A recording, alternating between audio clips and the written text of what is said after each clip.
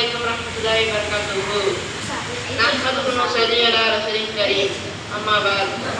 கண்ணியமிக்க பெரியவர்களே, அல்லாஹ் தஆலா கூறுகிறான், என்னை நினைவு கூறுங்கள், நான் உங்களை நினைவு கூறுகிறேன். நீங்கள் மனிதர்கள் சபையில் என்னை நினைவு கூறினால் அதற்கு மேலான மலக்குமார்கள் சபையில் நான் உங்களை நினைவு கூறுகிறேன். இன்று முழு உலகிலும் மனிதன் எந்த அளவுக்கு மன நிம்மதி தேடி அடைகிறானோ அதை விட பன்மடங்கு மன உளைச்சலுக்கு ஆளாகிறான்.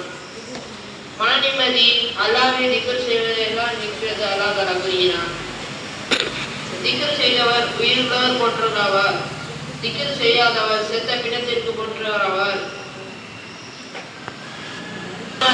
எதை பற்றி சிந்தனை கவலை ஏற்படுகிறதோ அது நம் மரண தருவாயில் ஏற்படும்.